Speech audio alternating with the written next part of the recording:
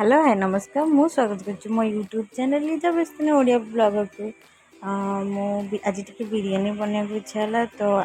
किसी कटा होता आलू को भाजिकी रखी चिकेन को मैरिनेट कर रखी आउ 75 भात है पर्यंत काढ़ी रखी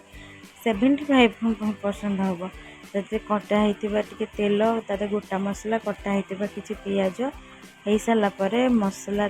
जारी हवा को पकई देती आउ से मसला भलसे कषिगला बिरयानी मसला गरम मसला टी पकई देती चिकेन मसला